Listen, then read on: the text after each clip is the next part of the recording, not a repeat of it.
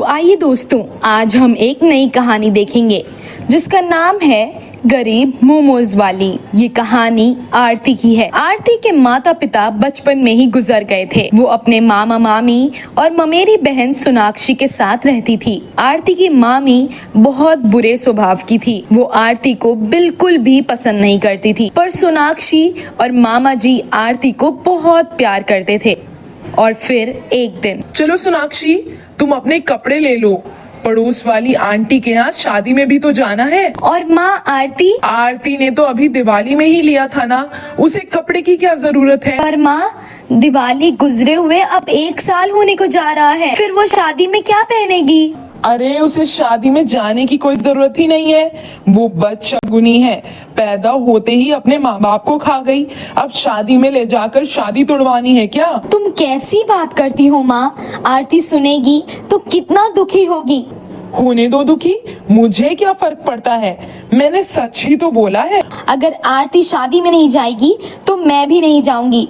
मुझे भी कोई कपड़ा नहीं चाहिए, मैं जा रही हूँ अपनी पढ़ाई करने के लिए। सोनाक्षी ये कहकर वहाँ से चली जाती है और आरती के पास जाकर पढ़ने लगती है। अरे 5 बज गया है, मैं जा रही हूँ, मामी जी के लिए चाय बनाऊंगी। तुम पियोगी क्या चाय? नहीं, मुझे नहीं पीना है, और तुम भी मत जाओ, माँ खुद ही बना लेंगी।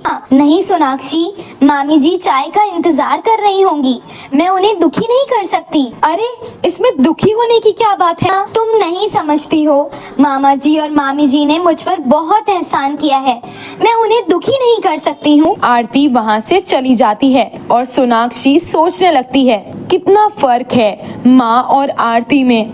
माँ जितना आरती से नफरत करती हैं, आरती उतना ही उन्हें प्यार और इज्जत करती है। न जाने माँ कब आरती को समझेंगी। ऐसे ही वक्त गुजरता गया। अरे सोनाक्षी, कल हमारे कॉलेज में एनुअल डे है, हमें आने में शाम में देर हो जाएगी। मामी जी हमें परमिशन देंगी? तुम चिंता मत करो, ये मेरा काम रहेगा, मैं पापा से बात करूंगी, वो कभी भी मना नहीं करेंगे। हाँ, ये आइडिया बहुत सही है। फिर खाने के टेबल पर, पापा कल हमें कॉलेज से आने में देर हो जाएगी। पर क्यों बेटा? वो कल ना हमारे यहाँ एनुअल डे है और आरती को टॉपर ऑफ द ईयर का पुरस्कार भी मिलने जा रहा है। ये तो बड़ी खुशी की बात है। पर देर शाम सुरक्षित नहीं है, कोई जरूरत नहीं है जाने की। अरे जाने दो ना मीना, आखिर इन्हें अवार्ड भी तो मिल रहा है, ये इनकी खुशी का मौका है। आखिर कहाँ ही जाती है हमारी बेटियां। कोई बात नहीं, तुम दोनों बहन रहोगी ना, कौन सा तुम्हें अकेले आना है, तुम दोनों कल चली जाना। आरती और सोनाक्षी बहुत खुश हो जाती हैं। अगले दिन देर शाम दोनों बहनें खुशी खुशी बातें करते आ रही थीं। तभी वहाँ के बदमाश गब्बर ने उनका रास्ता रोक लिया और आरती पर बुरी नजर डालने लगा। क्या आरती, जरा हम पर भी तो मेहरबान हो जाओ, मैं भी तो सुबह शाम तेरी राह ही देखता हूँ। दोनों बहनें बहुत घबरा जाती हैं और वहाँ से भागकर अपने घर आ जाती हैं। क्या बात है, तुम दोनों इतनी घबराई हुई क्यों हो? माँ, वो गब्बर दादा है ना, वो आरती को परेशान कर रहा था। क्या क्या बोल रही हो? इसलिए हम दोनों बहन वहाँ से दौड़कर भाग आए। अच्छा, अब अपने पापा को कुछ मत कहना, मैं देखती हूँ इसे कैसे सुलझाना है। अब तुम दोनों खाना खाकर सो जाओ। दोनों बहनें सोने चली जाती। अगली सुबह, और बेटा, कैसा रहा तुम्हारा फंक्शन? मामा जी बहुत अच्छा, आपको पता है मुझे 10,000 रुपयों का पुरस्कार मिला है। वाह बेटा, ये तो बड़ी खुशी की बात है। तुम ये रकम अपने पास रखो, ये तुम्हारे मेहनत की पहली कमाई है। और सोनाक्षी, तुम्हें कुछ नहीं मिला?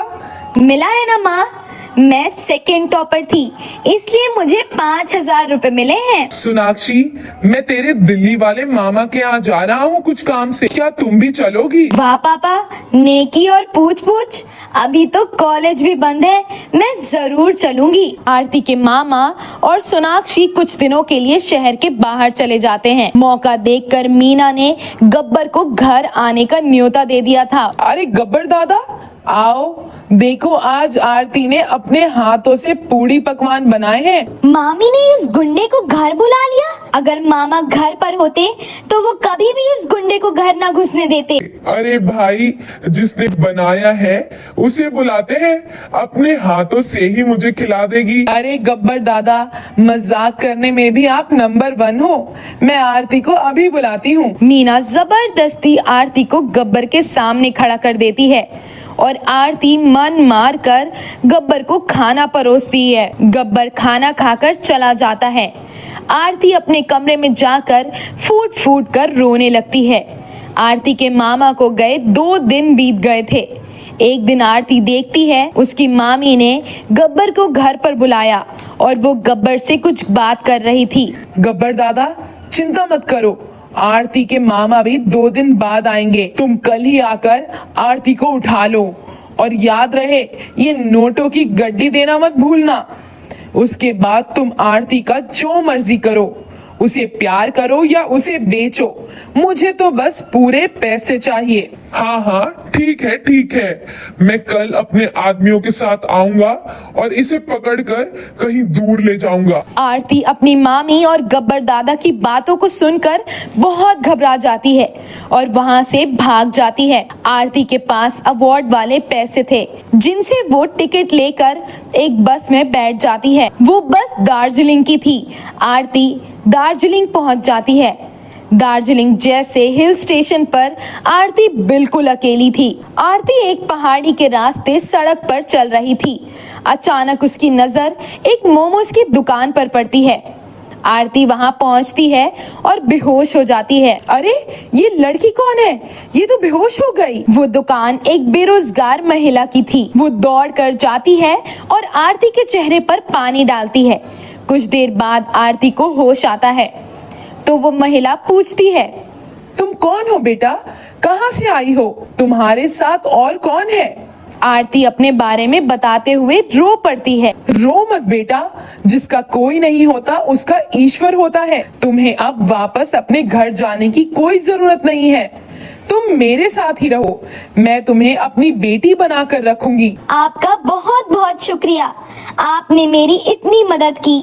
और एक मेरी मामी जिन्होंने मुझे उस बदमाश के हाथों बेचना चाहा, मैं कैसे अपना दुख भूलूंगी। बेटी, वक्त सारे जख्म भुला देता है। मेरा भी सारा परिवार यहाँ सड़क दुर्घटना में मारा गया। मैं ही एक अकेली बच गई। दार्जिलिंग जैसे हिल स्टेशन पर मैं बिल्कुल अकेली थी। फिर मैंने ये मोमोज बनाकर बेचने का काम शुरू किया। अब मैं भी आपके मोमोज बनाने के काम में मदद करूंगी। आप मुझे मोमोज बनाना सिखाएंगी ना? हाँ बेटी, मैं तुम्हें मोमोज बनाने जरूर सिखाऊंगी। आरती बुजुर्ग महिला से मोमोज बनाना सीख गई थी। अब वो भी उन्हीं की तरह अच्छे मोमोज बना लेती थी और उनकी सहायता भी करती थी। धीरे धीरे वक्त बीतता है और आरती को बुजुर्ग महिला के पास रहते हुए 1 साल बीत जाता है। आरती ने मोमोज की दुकान पूरी तरह से संभाल ली थी। अब तो बुजुर्ग महिला को भी दुकान की कोई चिंता नहीं रहती थी। आरती ने अपना पिछला सारा दुख भुलाकर अब अपने नए जीवन पर ध्यान देना शुरू कर दिया था।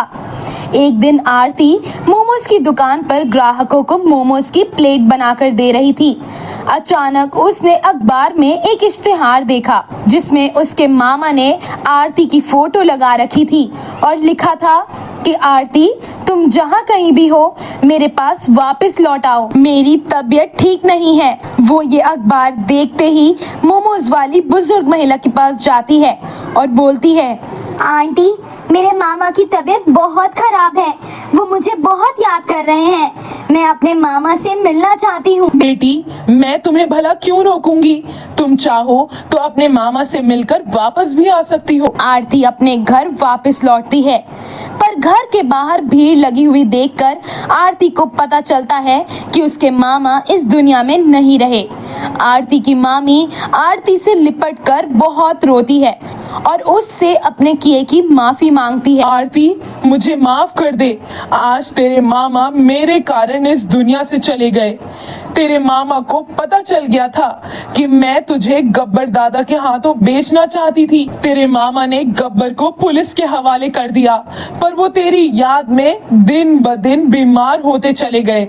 आज तेरे मामा मेरे कारण इस दुनिया को छोड़कर चले गए।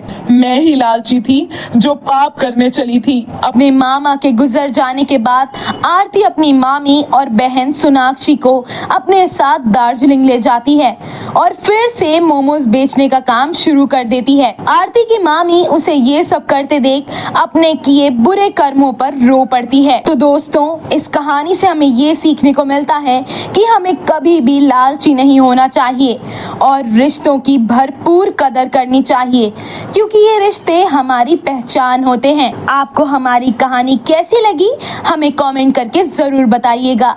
साथ ही हमारी वीडियो को लाइक और शेयर करना बिल्कुल ना भूलें। और अगर आप हमारे चैनल पर पहली बार आए हैं तो इसे सब्सक्राइब करें। ऐसी ही कहानियां देखने के लिए आप हमारे फेसबुक पेज को भी फॉलो कर सकते हैं। Bye bye and take care दोस्तों।